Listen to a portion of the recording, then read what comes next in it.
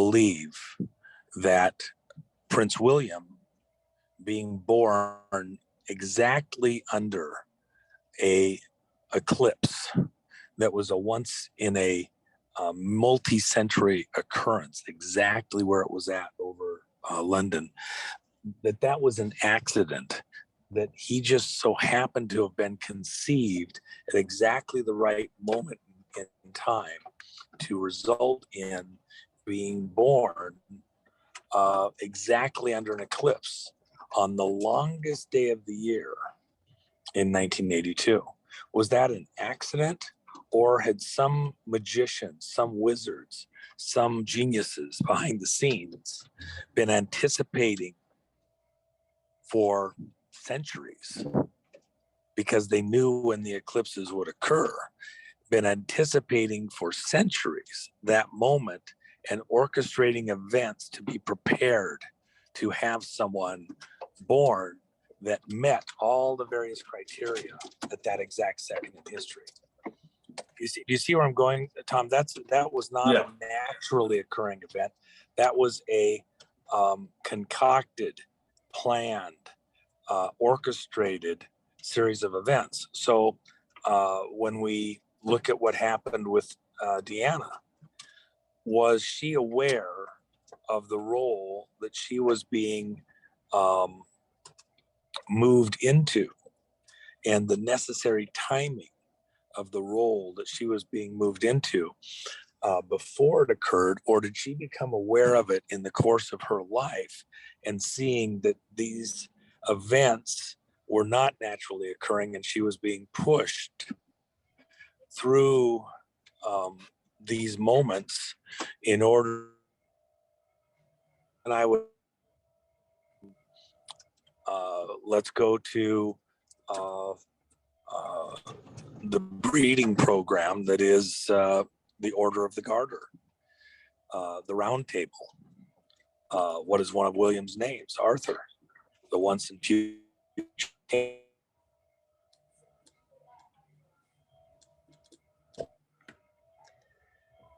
Can you hear him, Rachel? No. We've lost you for a few moments, buddy. Are you with me? Is that making sense? Yeah, could you just repeat repeat the last kind of little 10 seconds about, we got to the point where you said about Arthur and the Garter, and then we kind of lost you for 10, 15 seconds. Well, okay, so the name Arthur means the once and future king. And what is it about this breeding program that is the Order of the Garter, the Knights of the Round Table, meeting and deciding who's marrying who and what the bloodlines are, like a horse breeding program, and then to make it fit the dates? Remember, Prince William, you want to go to the numbers, Prince William is the 1000th Knight of the Round Table. Now, Tom, what do you do with zeros? You zero them out, you cancel them off. So okay, so what do you have left? If you're the 1000th Knight of the Round Table, you're the one. Yeah. So with that in mind, then was that something that was orchestrated over long centuries, a countdown? The 1000th Knight, all of those relationships, marriages, appointments, that's a breeding program. And the breeding program results in a particular person. And it hits on the numbers, not just on the admission into the Knights of the Round Table position, but also the relevance of that person in being born at a certain time at an exact date. Even the repeating relevance of the number 117. Look at his military service and the billy goat and the number of the squadron where he was at. 117 is a repeating cycle, a number. Why? Because 117, he was born in the moon cycle, Saros cycle, Saros. Saros cycle 117. There's overlapping and repeating themes, number themes. But in the case of this particular individual, most people looking at the numbers would say, oh, it's an alignment of the stars. It just happened. It must be God in heaven. And my response would be, no, it is a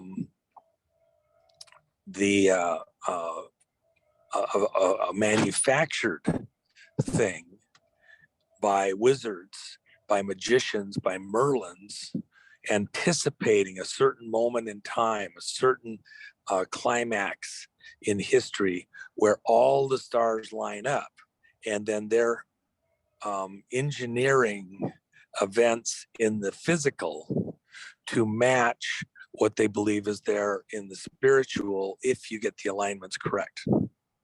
Is that working for you guys? You're kind of seeing how I'm saying this? Yeah. So we are led along to believe that, oh my goodness, it was just happenstance. It's a sign of God. You know, this is the one. This is natural. We all have to drop all of our reservations, and you know, God in heaven could only have orchestrated these things and made it all work together. When in reality, there was a plan that was in place and was being worked at, not just for 5 or 10 or 50 years, but for hundreds and hundreds of years. And with that in mind, let's go back to 9/11 here in the States. On 9/11, during the exact hours in which the buildings were struck and then collapsed, the buildings were symbolic of the birth passage and this space between the physical world and the spiritual world, and a birthing process. All the 42 gods of the Greek Parthenon were there present, represented in the various buildings and structures, even to the bull in Wall Street. Statue of Liberty, which is Isis, all witnesses to this birthing event that had been put in place not just for several decades, but for a much, much longer period of time. Even the imagery recorded in the paper bills, dollar bills, 5 and 10 and 20 and 50 and $100 bills here in America, with certain imagery that was in place, hidden in plain sight, to present, you know, some foreknowledge of what was there, that helps everybody to know that, no, this was no accident. This is us, with planning to, you know, make it appear that it just happened. But in reality, we see lots of indications that the planning for that event had been in place for a very long time and had nothing to do with terrorists out of Afghanistan or Iraq or any place else. This is wizards and magicians moving and controlling social consciousness on a planet-wide scale, a type of MK Ultra operation that to all the world might look like it just happened on that timing, but was very precisely planned to coincide with celestial events. Oh, they just happened to get a hold of the aircraft and do it. No, 9/11 could not have happened on 9/10 or 9/12. It wouldn't have even have happened correctly later in the day. Why? Because Virgo was in the birthing process in the stars above at that exact hour.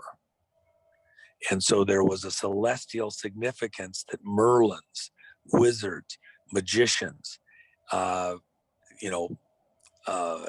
been plotting and planning and scheduling, not just for tens of years, but more likely hundreds of years, in order to villainize the 9/11 date, which is the true birth date of Christ in 9/11 BC. It was interesting. You said in your book that Rockefeller was a part of the building of the Twin Towers too. I didn't realize that.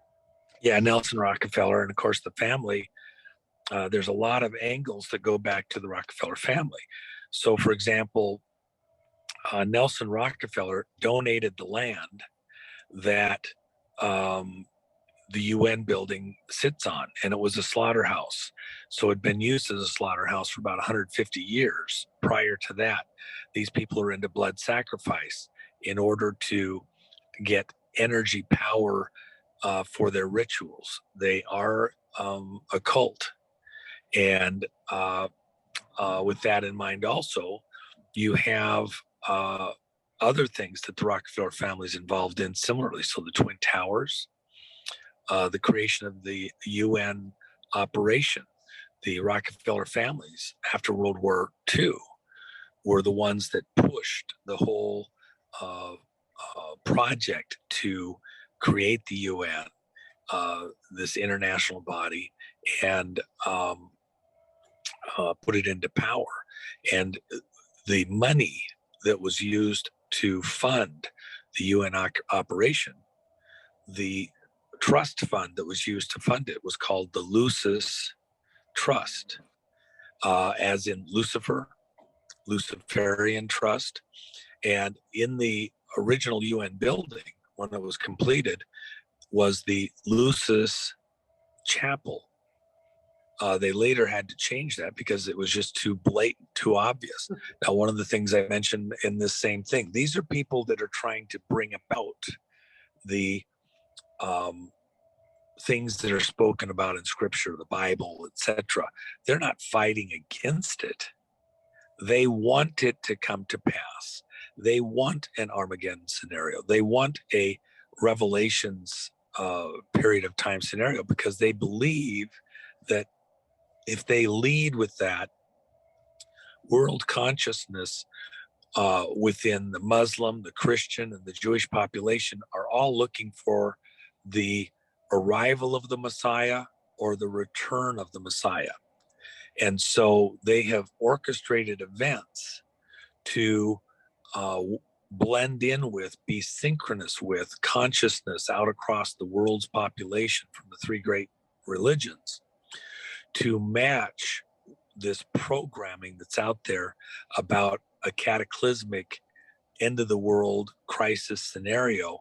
They believe if they manufacture it correctly, they can own that crisis moment and turn it from where Scripture, God himself has said it's going, to their own purposes, and they can own the day. It's a jujitsu move. Instead of trying to stop God from doing something to bring the world to crisis, they're actually working to bring the world to crisis, but they control the mechanisms of that crisis. They're pulling the strings, pulling the levers, and then at the right moments, they can take that energy in a jujitsu type move, which in jujitsu, this martial arts, when your enemy goes to strike you, you deflect the blow, grab, say, an arm that's thrust against you, grab it in mid-flight, deflect it so it doesn't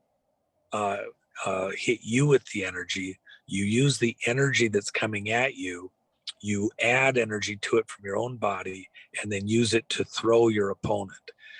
Deflect the blow, take their energy, use it to your advantage, throw them off kilter, and then strike a blow against them while they're vulnerable. That's a jujitsu move. They hope to take this end of the world moment, scenario, etc., and turn it against us, not to fight God, but to take the energy of judgment and use it to their advantage. And you have to remember, even with the things going on in the world right now, the idea is to get God's people, or any people, atheist people, to do things that God has said require judgment, that God has said he will not tolerate, that require him to act because he's a righteous God. So if the devil can get us to do things that God has said he condemns, it's not the devil that judges mankind. It's not the devil that destroys cities like Sodom and Gomorrah or something like that. but God himself, because he's tricked the people into doing things that require God to act. And so the intent here in a jiu-jitsu-like move is to trick the people into doing things that come under the judgment of God. And then God in this catch-22 is actually the one destroying the very people that, he's supposedly there to protect, because they're doing things that are evil, wrong, ungodly, or directly against God. And so the devil tricks people into doing things that God himself must judge, or else God is not God. And it's part of the ploy. The devil himself actually has no power except for the power of illusion and deception to get us to do things that then require God to act against us. And that's where, even aligning things on the numbers, they engineer events to put us in peril. Does that click for you guys? Am I hitting the right notes, sir? That clicks a lot, Juan. That's a very big click, actually, the way you put that. I feel like that's again, that's the whole idea of the devil, is he's creating these catch-22 situations. It's all about karma. So that's why they have to tell you what they're doing also. Pre-programming a date like 9/11, pre-programming other things into the narrative. You think that they're naturally occurring and there was no warning. But when you go back later, things like Sandy Hook, where there was a shooting, we look at the movies and Sandy Hook is all over the place. We look at the movies and 9/11 is all over the place. Even the date that Nelson Rockefeller did the first interview talking about the completion of the Twin Towers there in New York, that interview came out on 9/11 of 1967 as the Twin Towers were being completed, as a prelude. And there's certain imagery inside the cover of the magazine and inside the article that relates to, and the buildings are somewhere someday going to be destroyed. So they weren't built like the Titanic itself. It was a death ship from the outset. It was always built to be a death ship because it was about taking out these people in the financial realm that had a certain perspective that ran against this whole central bank thing here in the U.S. and Federal Reserve, and that worked against the Morgan Group and the European bankers, the 13 bloodline families. So they had to create bait for them to get on the ship to supposedly talk about these issues and then kill them all the ship. And it's so big, it's so huge, that it's unfathomable to most that this could have been an engineered event designed to occur as it did from the outset. Just like 9/11 with the buildings, to have the audacity to believe that those buildings, before the foundation was even dug, before the blueprints were even completed, was part of a design to bring the world to some type of new cataclysm, after which it would be a tool to lock down humanity, to further enslave humanity. The scale, the magnitude, the vastness of these operations seem to defy human logic, that they could have been engineered. But the reality is, you're not dealing solely with human logic. You're dealing with an entity, a demonic entity, Lucifer himself, who has existed long before Adam and Eve were created and placed in the garden. And that entity, the genius, the planning that's been in place, the technical understanding is so great, even though it's mad, that it evil itself, we talk about madness, evil defies logic. It makes no sense. In fact, hell itself is a place where logic does not exist. It makes no sense to defy God himself, to defy life, to go against the creator of life. It makes no sense. So when they defy logic like this, you say, well, then it can't be intelligent, smart, etc. No, there's a evil madness that also has a certain precision, a certain logic that breaks down somewhere, but it's way past where human logic is.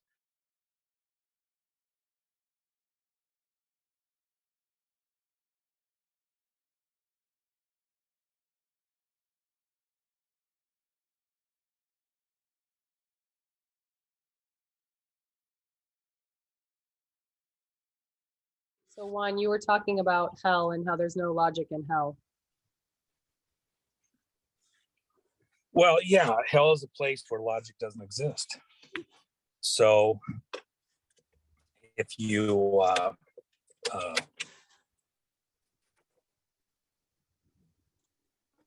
think about these events, they may appear to be very logical, make all the sense in the world on the numbers, 9/11.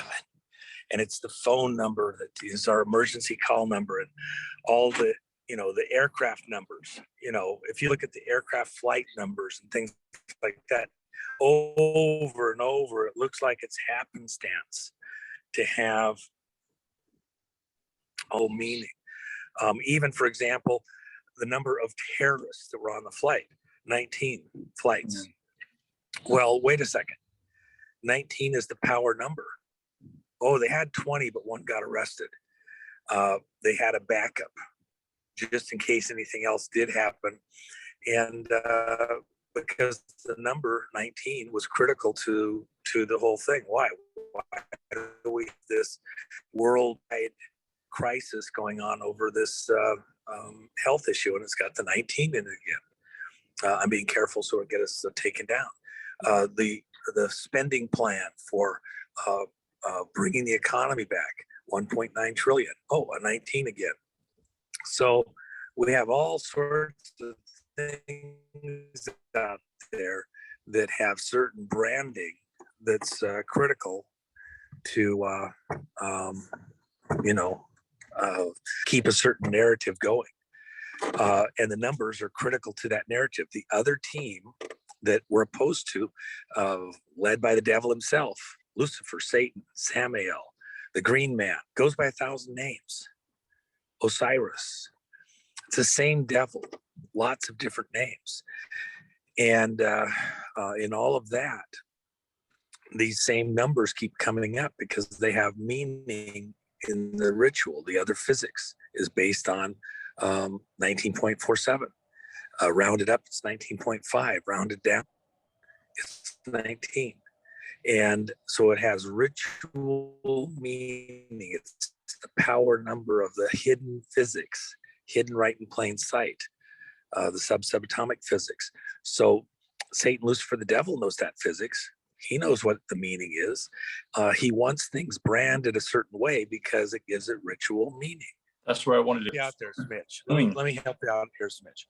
For example, with the 39, that's 3 times 13. There's 13 bloodline families that go back and claim that they are the descendants of Cain in the Bible.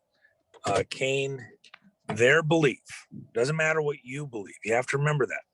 Doesn't matter what you believe. This is a religion. And in the religion, this Cainite religion that we're dealing with here in the world right now, they believe that there's 13 families that are the primary bloodline families, descendants of Cain, that are in the world today. And picture for yourself the Jews, the Israelites. Adam and Eve had lots of kids. Okay. uh, uh, you know, their children and children, you know, great grandchildren, great grandchildren.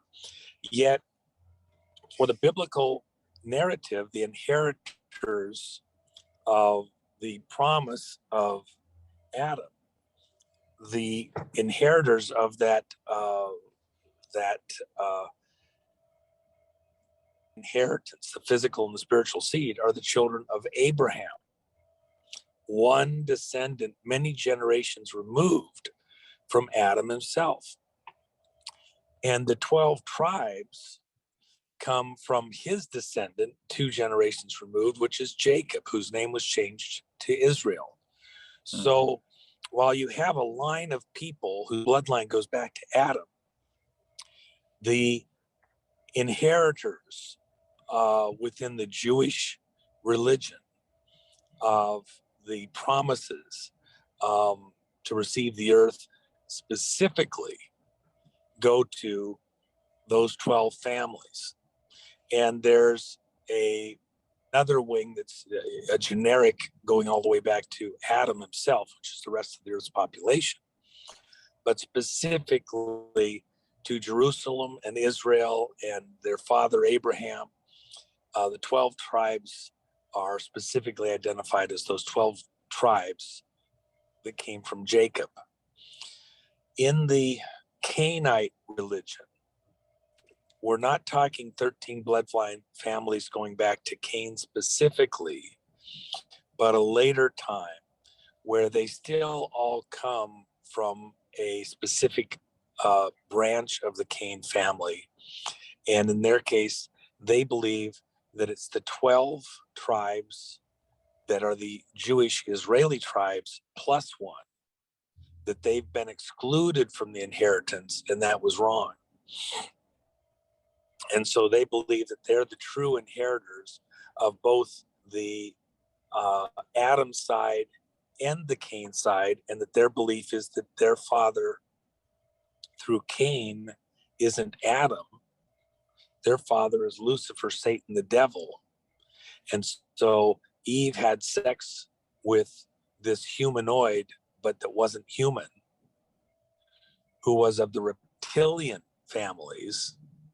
And that is, you know, you hear people talking about the aliens walking amongst us, the reptilians here on the earth amongst us. Well, what they're referring to are the Cainite bloodline families, children of Cain, and the aliens. Look, if the devil came into the garden and the devil wasn't from the garden, then he is an alien to the human race. So they're laughing at us, hiding in plain sight with their Cainite religion, the reptilians walking amongst us, and they're cloaking themselves and you can't see them. They're the grail for the Cainites in their mind. That's the way they view this, and they're doing magic right there in plain sight, fooling the masses because you're looking for them arriving in a spaceship, and they've arrived in a nano ship through the genetics and changing the genetics of mankind. And ultimately, we're in the same battle that goes all the way back to the Garden of Eden. If Cain, in their belief, they believe that when Cain finished killing Abel, he was next going to go kill Adam. If he had succeeded in killing Adam, there would be no ability of God to bless Adam and his seed with an inheritance of the earth, except through Cain, which then blesses Lucifer, breaks the curse against Lucifer for which he was cast out of heaven, and puts Lucifer, Satan, the devil, on par with God. He never wanted to be greater than God. He only wanted to be as God. And so on the same level as God. If God has to bless him by giving his seed an inheritance, God's caught in a catch-22. Because he promised the world and all that was in it to Adam and his seed with no precondition. He didn't say, if you do this, I'll do that. If you act properly, I'll bless you with the earth. He gave it to Adam and his seed without precondition. If God destroys the earth, destroys all of Adam's descendants, if they somehow are wiped out, God can't give what he promised to give. So his promise falls flat. He's no longer God. If he has to bless that which he has cursed, Satan, Lucifer, the devil, who cast out of heaven, if he then has to turn around and bless him and his inheritance, his tribe, his bloodline, then God is equally unable to carry out the curse against Lucifer. It's a catch-22. But all of that rests on the idea that Lucifer, when he came to Eve, in their religion, doesn't matter if you believe this is what the Bible says or what actually happened, has nothing to do with it. This is their religion. They believe that the devil can outsmart God by forcing God to bless the devil's seed. In order to do that, you have to kill Abel and Adam. And that Cain was thwarted. Lucifer himself was thwarted because God blocked Cain from getting to Adam. So Adam survived. He then has another child with Eve, and that's Seth. And Seth becomes the line through which all mankind is born, the children of promise. If the devil had killed, if Cain had killed his father Adam, the only way to bless Adam's seed would be through Eve, because Eve was created out of Adam's rib. She was taken out of Adam's side, so she was 100% human. If Cain had had sex with his mother, then she would have bore a child, but the child would have been a hybrid, part of the Luciferian line and part of the Adam line, coming from Eve, the mother, who was pure human. You have to understand how these people think. And so the fight that we're in today in the world right now is still about killing off all mankind if only one direct descendant from Adam still exists, who doesn't have commingled blood, who hasn't part Cainite through marriage, through breeding. If only one human, male and female, exist that are pure human, going back to Adam and Eve, then the whole thing can start over again, just like it did back at Seth. So the objective is, even with the 23andMe and mapping out the population with great intricacy, is to make sure that all humans who may be direct descendants without commingled blood are dead. And if you go back to the story of Noah, the world was at this precipice before, because it says that Noah alone was perfect and without sin at the time of the flood. Well, okay, but Noah did things that God was upset with. So how can you say he was perfect and without sin? You have to read the rest of the scripture. Perfect and without sin in all of his generations. He wasn't commingled. He wasn't this alien blood.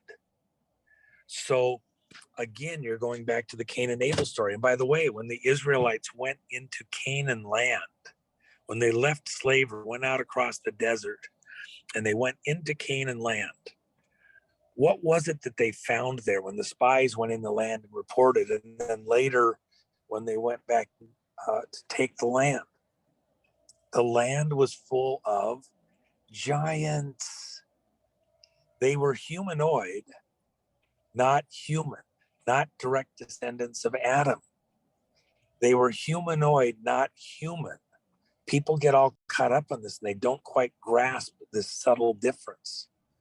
There has been civilization, there has been society, there has been creation prior to Adam and Eve. when the Bible talks about the earth was void and without form, it actually is using a word that means plowed, like a field. And there is a prehistory, and we see it all over the earth, of humanoid type creatures, but not human. And so this is this huge battle, this fight that we're in right now. When we talk about these things, we lose a lot of the people that are Bible believers, that are Christians, because it's a concept, it's an idea that's hard for them to get their mind around, and they think that they have a precise understanding of history. And even the Bible protects these understandings and knowledge. Look, it talks about the Nephilim, it talks about the Anunnaki, these non-human entities that are humanoid but not human. And so people think of them as only as just angelic beings. Well, they fell to earth, but it doesn't mean they don't have physicality. And that's where a lot of people get caught up on some of this stuff. It's a conversation. Look, I don't have to have a fight with my Christian brothers and sisters, or my Muslim friends, or my Jewish friends. We can have the conversation, and at the end of the day, you may not agree, but that doesn't, at the end of the matter, we're fighting a religion who's orchestrating events. Their actions are based on their beliefs. Belief is the driver of action. That's something I've said in an article that I wrote, a decade ago, that, I've reiterated numerous times. Belief is the driver of action. These people are acting based on their beliefs. So they believe these things. They believe that they're older than Adam and Eve, that their bloodline is older, and that they have the right to rule by blood, and that by commingling their blood with the Adam line, they get power, and that their mother,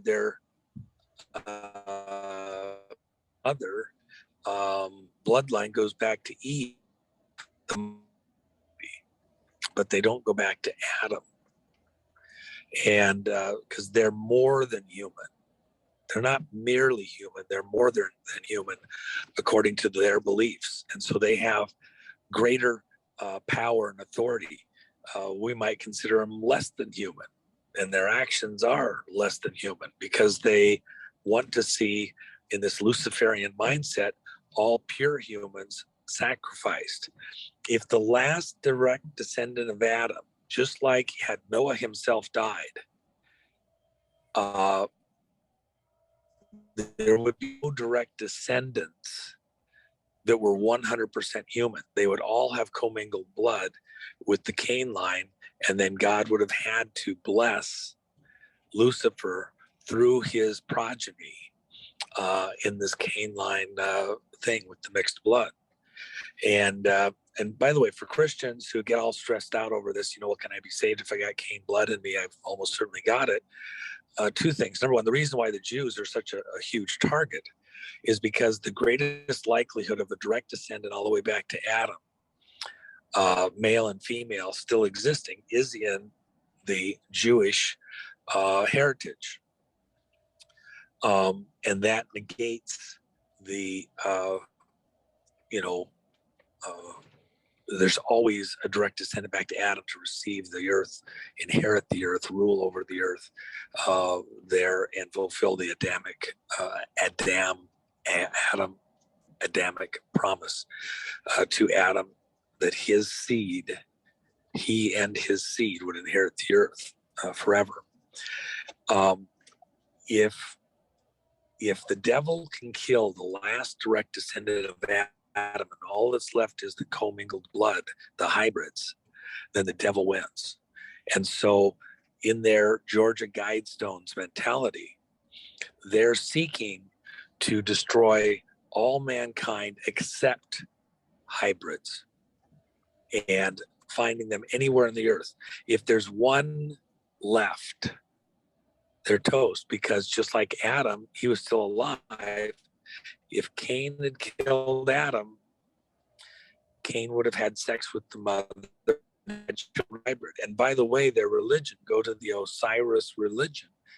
What was the story of Osiris? In my book, the story of Osiris is that his brother killed him. It's a reversal. They love reversals. It's a reversal of the Cain and Abel story. In this story, the twins are born of Isis, their mother. And so Set and Osiris. Set was the good brother and who was very benevolent towards mankind as a god. And Osiris was the other twin, and he was exceedingly evil. He was the most evil and vicious of the gods. And so Set, the good brother, killed the evil brother. Again, a reversal of Genesis, of the, they like reversals. It's part of the witchcraft. So when Set killed Osiris, he chopped Osiris into 14 pieces, and then being a god, he scatters them over the whole world. And he killed him on the 17th day of the first month. When Isis, the mother, found out, just one second. When Isis, the mother, found out that Set had killed his brother, she ran out across the world, and being a god, she was able on this same day before the sun set to find 13 of the 14 pieces of Osiris's body. She brings them all to one place, reassembles them, and sees that his body is missing the penis. So she fashions a penis out of stone and then has sex with the dead corpse. And being a god, goddess, whatever, she's able to conceive a child. And there's a lot of hidden imagery in there. For example, now you have if say that she was able to conceive, what do we make computer chips out of? We make them out of silicon, sand. The stone is just, silicon sand compacted together. If she has sex with the dead corpse and the silicon or the sand stone is part of the conception process, the basis for silicon life, it's man and machine mated together. There's a lot of imagery that only the devil himself could have thought of that far back, that actually is part of the myth, the religion out into the current time. There's a evil genius that transcends our knowledge and time at this moment in history in the normal course of human development. So in their religion, the good brother kills the bad brother, the reverse of Genesis. The mother, in an Eve-like situation, if the devil had had his way, conceives a child by the son, but the son is a dead corpse. Imagine the imagery here. I mean, talk about evil and death and everything else and necromancy, etc. It goes to their whole religion. So when you put it in those kind of terms, now the relationship between Horus, that child is called Horus. And Horus in their religion is the rising sun. It's the sun in the sky above us right now. They're sun worshipers. That's their whole religion. There's Saturnus, there's a black sun, there's all sorts of angles that you can get into it. But like any religion, you got, the Protestants, and the Catholics, Muhammad, you got 1,000 variations within the religion. So as soon as you try to understand it with exacting precision, it gets pretty wild. You spend your whole lifetime trying to dissect all the various chapters, etc. And Lucifer, Satan, the devil's laughing at you the whole time because you're spending your time occupied on his religion, not in God. That in their religion, Eve is still their mother. Lucifer's their father. Their bloodline is this commingled Luciferian Eve religion. And in fact, the pillar, the monument, the dildo in plain sight is things like the Washington Monument. It's all these steeples and towers. So these pillars around Egypt, even in the Old Testament and Chronicles, it talks about the pillar symbology, monuments to the tower god. And they were in the Holy of Holies, blended religion with the Judaic religion in the Old Testament. They were worshiping in a blended religion sense God, and had the throne of God there, and then they had these dildos, monuments in stone inside the Holy of Holies, and it was a blended religion. You see across the country, across the world, in the Christian churches, these towers, bell towers, spires on the churches, these steeples. And most people don't have any realization that the steeple is actually symbolic of the pillar or the stone Osiris, just like the Washington Monument. And what do they place on top of it? A cross. What is it? To the occult, to these Masons, to the other religion, the Canaanite religion, the deep. We're losing you a bit, Juan. Are you there? Christians, because the mechanism by which they're saved, that the devil himself is saved by this phallic symbol. That's their religious symbol of salvation. And on the churches where they put these steeples and they put a cross on top of it, what do you have? A blended religion. That's why the designers over and over, they hide it like it's a sign of God, and they put the cross on. It's a blended religion. As much a blended religion as that which God cursed when he sent Ezekiel to see what was going on behind the screen, behind the curtain in the Holy of Holies, when the priests had these tower god symbols to Osiris, to Horus, to the Babylonian god, and they were bowing to the rising sun, Horus, and turning their ass to the throne of God inside the temple grounds.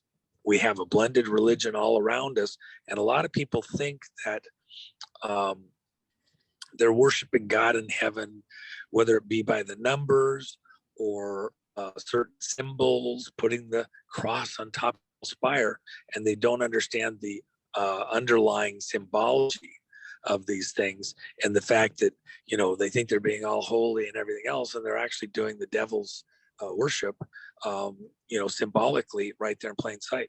Even the Christmas tree and much of the Christmas festival, it's the Saturnist festival at the longest night of the year, has nothing to do with the birth of Christ. Nothing. Oh, I've heard that. I want to go back to something you were talking about, the 23andMe. Were you insinuating that they use that knowledge to seek out certain individuals? Absolutely. Wow. And then you're doing the tracking and mapping for them. And even if you don't directly participate, some relative of yours assisting them, a combination of relatives, somewhat removed, they've got you tracked down to a fairly precise group, and they know other relatives of yours, your spouses, other generations. They know who's in the right zone and who isn't got a prayer, and they can set you aside. Yep, those are all blended. Here's one that we have to worry about, and it's pure, and we got a problem here. And so they're tracking things. You may not realize it. You have no knowledge of it, but they're intricately mapping and tracking. And by the way, that data isn't being crunched by humans, it's being crunched by computers. And this is part of the genius of the mating of silicon life forms with biological life forms, because if they can mimic the genetic material closely enough, it's very complex, then they can download consciousness into the machine and survive physical death by extending that consciousness out over large volumes of machine, out over space and time, and not ever experience physical death. Being blended in with the silicon is what they believe. And that's their hope, to escape physical damnation, exclusion from the 3D world, the physical world, if that genetic code that goes back to the Luciferian line is somehow destroyed. There's other, I mean, I could go into great depth, but I'd lose most of your listeners on the nanofilaments and things like that this is related to. So I have another question too. Early on, there were some articles that seemed to claim, I'm going to be careful about how I say this, but the thing that has 19 at the end of it that a lot of people got, that it was harming those with certain blood types worse than others. Do you think there's absolutely that, like maybe they were targeting certain blood types with that? Yes. Yep. Totally. There's no question about it. Do you have an idea on what the percent, you talked about the reptilian blood and there's a lot of hybrids. Do you have an idea on what the percentages of those groups are? Is it less? Is it a lesser portion of the world's population that are pure, that don't have any hybrid mixing, or is there an elite group of pure reptilians? And I'm just wondering what the kind of percentages we might be looking at on both sides. Well, you're never spectrum. going to get to pure reptilians. They're all hybrids. The children of Cain have the human blood in there also, and so to think that you're going to get to that is not right. Leave the turkeys out here. Now we know where they're at.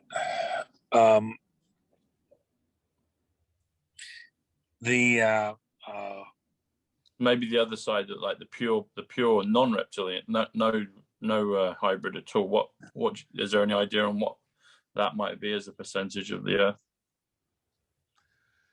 Well, you only need one pair, and out of 7 billion, the likelihood is that there's actually quite a large number. But you go back to the time of Noah, not to the time of Adam, and so the question is, what's that number? Again, it doesn't have to be very many, and they may not. Just like I would contend that Deanna had no knowledge that she was so critical coming into this. She was naive to her role in many ways. She became very aware, and it became quite a big deal for her. And that's why she said near the time when she was murdered or died, she wanted to be William's Merlin. She wanted to be the Merlin helping him of his life and how he was going to rule, etc. Because she was very aware by then what was going on. But she, the scale, the magnitude, the vastness of what was going on was too much for her to figure out, or manipulate herself personally, privately. So again, what we have here is a lot of people that may not even realize their role in what's going on, and yet, somewhere out there, known to God and possibly known to these people, are a couple of people that might be that one. So, that's what's going on. This is injecticide. People are dying from injecticide exposure. Okay. And if I was going to pass a term out to the world, I'd use that term. People Right. are dying from insecticide. And so why is that a problem for President Trump? President Trump was very clear when he went out to the world and said that he had taken the pills, if you will, that are quinine-based products. Yeah. Those quinine-based products were adequate to overcome the viral infection. And then he felt bad for a day or two, and then he felt fine. And so it was very survivable. The crowd that brought this on the world had the material that's being put, in everybody, ready to go in 2015. That's been widely proven, exposed, documented. There's no longer a mystery about that. So how can they say they're developing it when it was there in 2015? What happened was they were forced to release it, put it out to the world ahead of schedule. And then President Trump said, I will not mandate it, although, go get it. But you have to read between the lines. You have to decide, if there's an alternative, which one makes better sense? Doesn't matter who's pushing it on you. You have to be a big kid and make adult decisions. And so when he's saying, well, go ahead and get it. Go ahead and get it. It's great. It's wonderful. It's beautiful. Everything else. Because there's some people that would never, ever believe that they could be okay unless they have this placebo. It's a mental placebo effect. Okay, now I can go back. And you can't have the world remain shut down. They wanted to keep the world shut down until they completely controlled the vote, the media, and your physical right to choose or not to participate in this test. And so there, because we are at war, it's much bigger than most people can even begin to comprehend. So you have to act accordingly. Make decisions, adult decisions, and you got to live with the consequences. If there's a scripture, it says that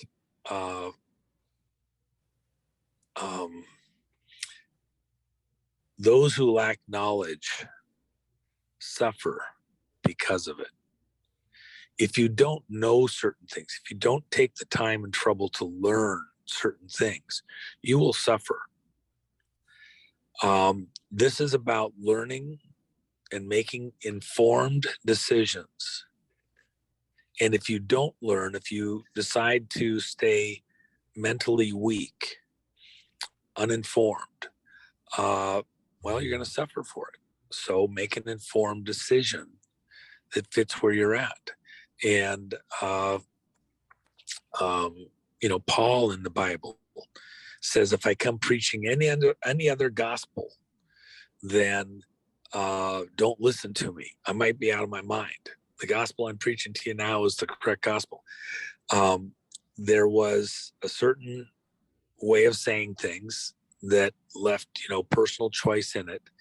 And the efforts now going on across the world are to remove your personal choice option, as though you're the threat to the world, when the statistics, the data, the information do not back up that you're protecting anyone, including yourself, by participating in this global experiment. So you have to resist, you have to fight. What's the agenda? The agenda is something far bigger than just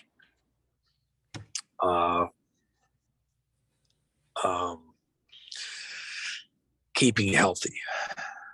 Somebody has a plan, and they're trying to work out. Oh, sorry. Go ahead, Juan. Yeah. No, somebody has a plan. And they're trying to work it out. Patel Patriot put out a a survey on Telegram that said, like, will you go get this? Will you still vote for Trump? And it was all very positive. The results were very positive. So people are still using discernment, and people are still looking past that. And I think we collectively know there's a good reason why he's pushing it. Maybe not everybody knows why, but this makes sense. And I've heard other theories too that all make sense to me. Well, look, let me say it in a certain way that might help. I have friends, business, political, religious, in lots of areas where we are friends, but there's things that they say or do or represent that I will not go there. And it doesn't mean that I hate them, doesn't mean that I won't talk to them, but I'm just not going there. In this regard, for myself personally, and let me be clear to anybody that I'm sharing with, is my personal advice, my very strong advice. I don't care who's pushing you or for what gain, for what protection, even to be able to get food on the table. This is killing people. Don't do it. You're playing Russian roulette. I'm familiar with something, we were just made aware of it here the other day, where the person, in order to keep work, to finish out till he got to his retirement, another year or so, said, well, I just got to get it because I got to be able to work. I got to finish out this last year. Gets it, and 3 days later is dead. Okay, well, how did he help his family or himself? He played Russian roulette, and it didn't work. Others, they're at their third one, and they're fine as far as they're concerned. What is it worth playing Russian roulette? My contention is no. People in school who just want to finish. I have somebody else that very close to me who has 1 quarter left in school, in medical school, that has to get this, or they can't come participate, and they can't do it remotely. So the question is, do you stop your whole life, the career you've trained for a long period of time? They pushed it off as long as they possibly could. Do they get that one time play Russian roulette in order to be able to go out and do the rest of their career? And my contention is, by the way, and you want to go do stuff in the medical community, the second you do this and you get your degree, you're going to have it to go get that first job. Is it worth your life? Might be worth taking a pause, because a year or 2 or 5 from now, the only people out there that would be able to function are the ones who didn't participate. They may be the ones that have to save the world, because they're the only ones that are left fully functional. It does damage the heart muscle. It does damage the vascular system, the lungs. Does damage the brain stem and the reproductive organs. So are you willing to take that chance in any of those areas? And all you got to do is look at the football players around the world, to those in the U.S., soccer players. Everybody else in the world calls them football. But look at the number just keeling over, unexplained, insane. Don't do it. Yeah. You had asked a question earlier too about blood, like what percentage, before we kind of took a pause. Like what percentage? Yeah. Did you want to finish that question? Yeah. So, well, maybe we can hold on to that one, Rachel. Just in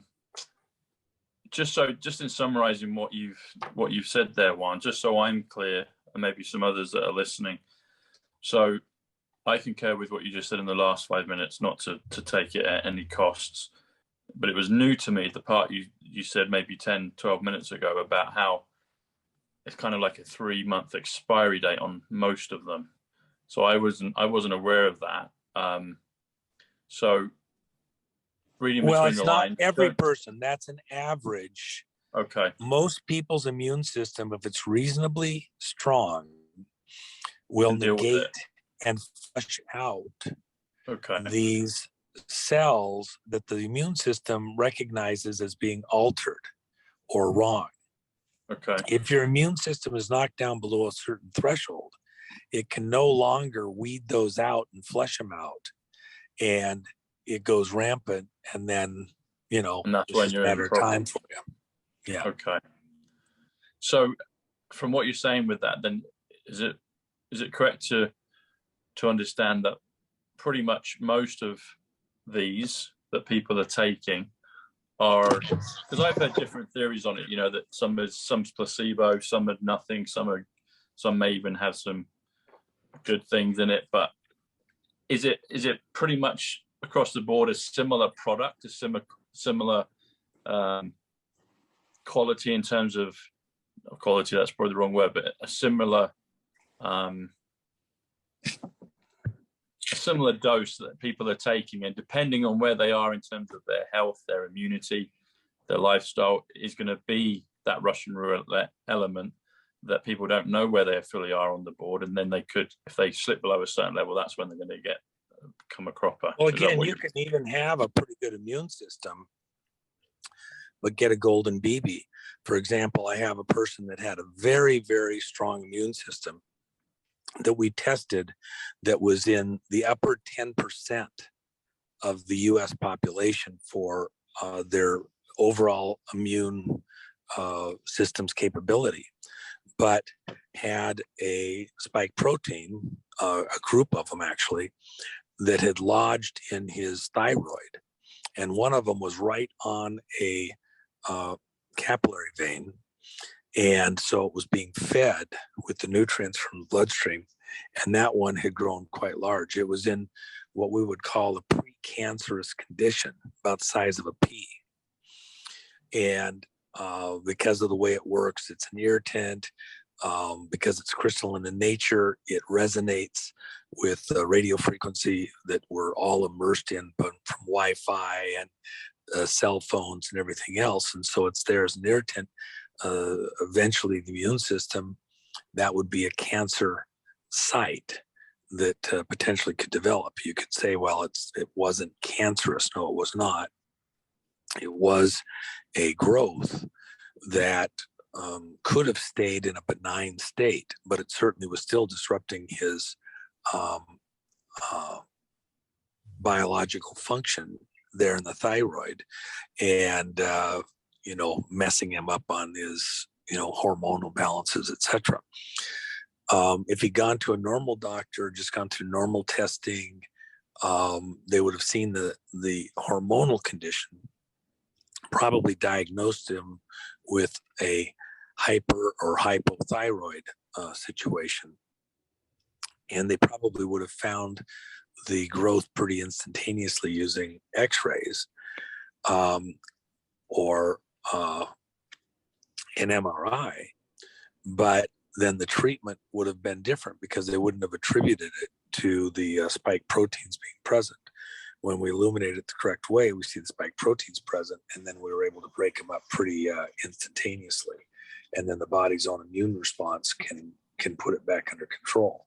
That was, that's the easiest way to have dealt with it. But a normal medical response would have taken much longer. He might have taken a month to get through the diagnosis process and information back. Could have even been longer. And in that time period, it could have gone from what would have been benign to a cancerous situation. Being on a capillary vein, it would have spread through the rest of the body pretty quickly, and you could have had all sorts of issues very quickly. So, a bit speculative, but certainly we found something that had to be dealt with and was. And we've got lots of other situations that we can see that,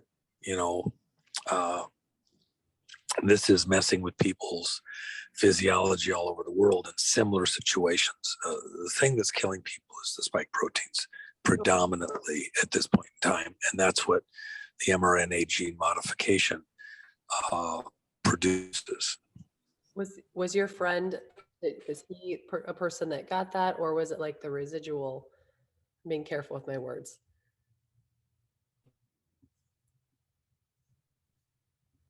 And would never have done it, but he was exposed to people directly in a family situation that all had. I missed that. I think I froze for a second. Did you say that he was, or he was a residual? No, he had not gotten okay. that. He had lots of people around him in a family situation who had, and was having direct contact with them, all day, every day type of thing. That's unbelievable. Well, can we just under half, even if you come in with anything in the world new, they will never, once they've bought in and become vested in that viewpoint, they can't let it go. In fact, it's like programming a person in MK Ultra. You can program them that an apple is actually a banana. And through various mechanisms, eventually they will just mindlessly refer to the apple as being a banana. And I'm just in a rudimentary sense. You can come back, provide any kind of information that you want to.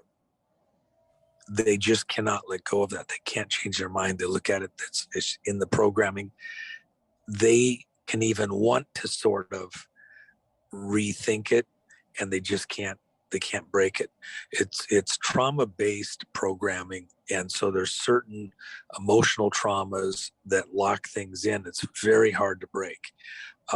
In this realm, the people taking the blue pill are so fixated and vested and even vexed by the way their life is set up around the blue pill.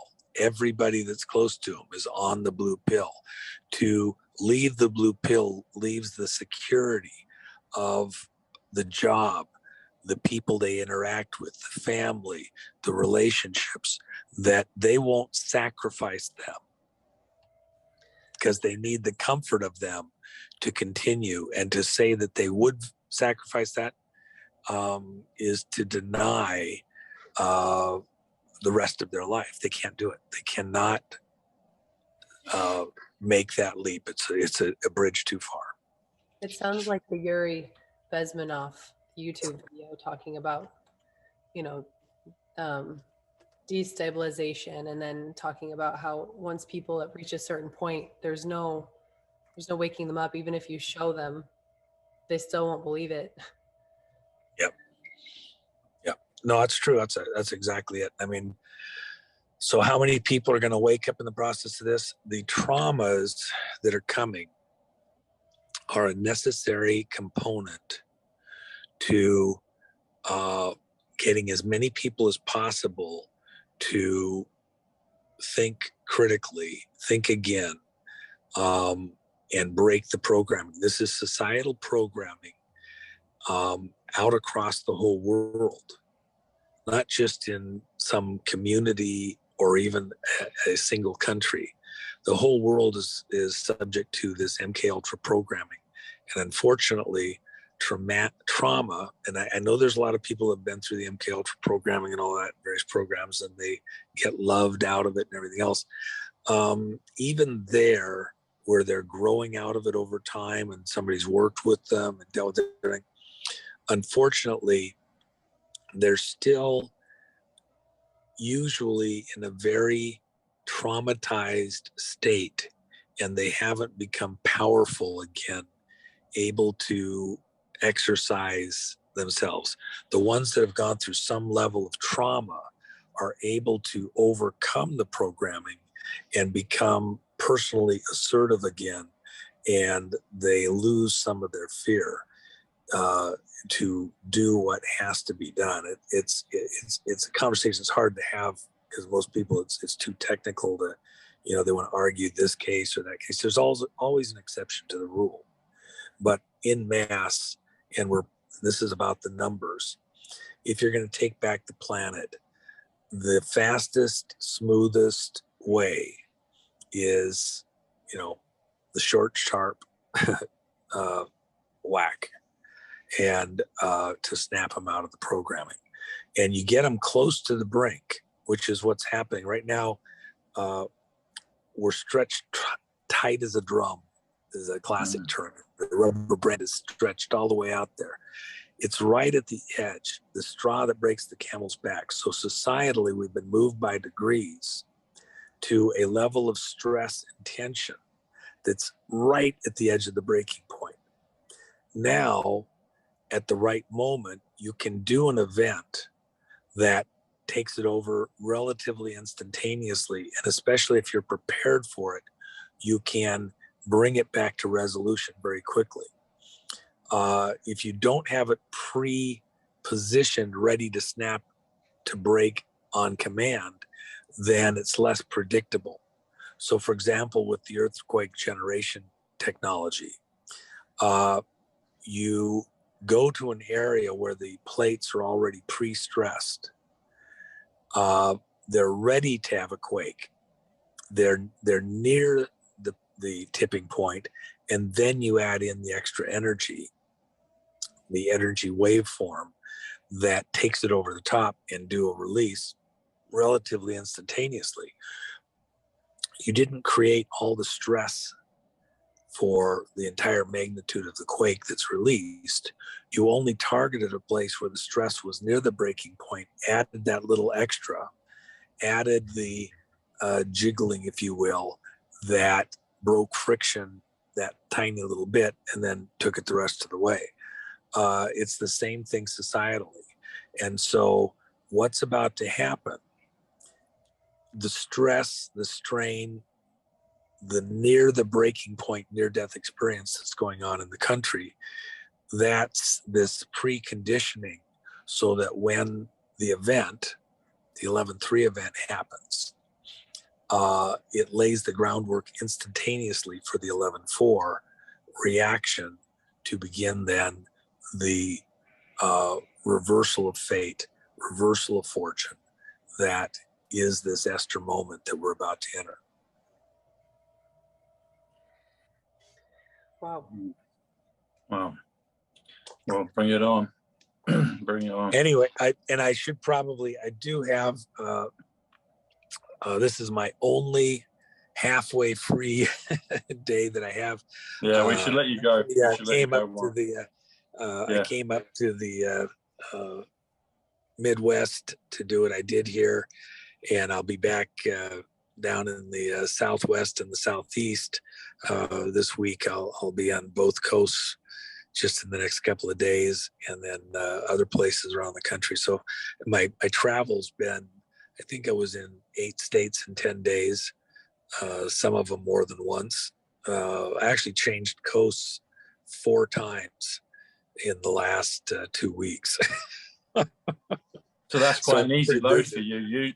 From your usual load, then one. That's quite a kind of part-time thing for you. That then.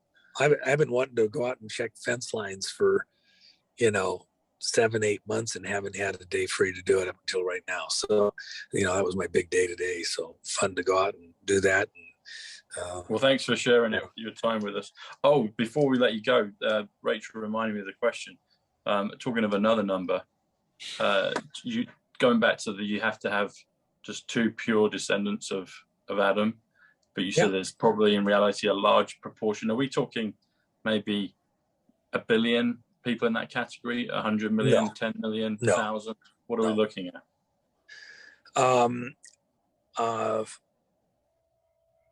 It's hard to say a precise number. It really is, but something under 1 million. Okay.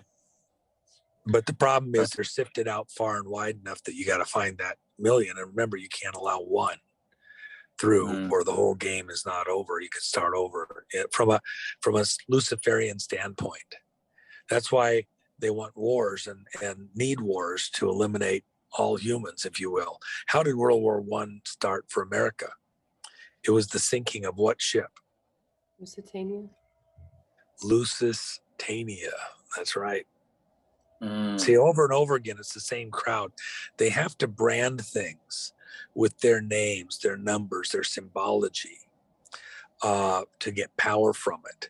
And they have to do it in plain sight. It's part of this karma thing. They have to tell you what they're doing. The devil has to kind of let you know what he's doing. God says all through the scriptures, if you do this or this or this, then I do that and that and that. You do this good thing, I do this good thing, do this bad thing, I do this bad thing. God has to tell you what the consequences of your actions are and what he's going to do. The devil does also. And so they're in this competition, but they both have to let you know via their prophets. In the case of the devil himself, they could even make a good case that, its prophets are the Hollywood people, the magicians, the wizards putting their symbology in the movies. And then God has his prophets in the spiritual and even in the political, telling you if you do this or that, this is going to happen. And then it does. Wow, well, somebody told you. It wasn't done in the blind. People were predicting, for example, the collapse of the Social Security system for a very long time. You were told it was going to happen. And people blew it off.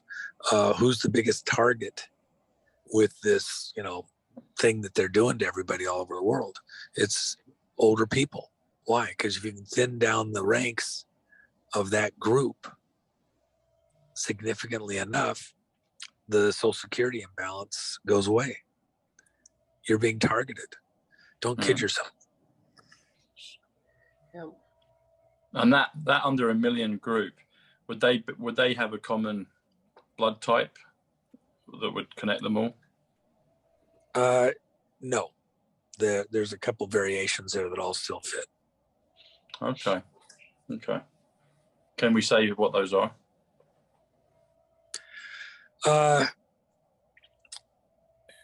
I don't know that I'm the right guy to ask that question. If I did a little bit of back checking, I probably could answer it. But as I understand it, it's not quite as simple as what you're thinking. It's not just merely a blood type thing. There's other factors involved that you can have other blood types present. And an example of that would be the 12 tribes of Israel. Well, actually, there's several blood types. It's not one blood type for all 12 families, and yet they still are within those 12 families at their roots, direct descendants of Adam. Okay. So that starting group was not commingled in their blood types. Now we have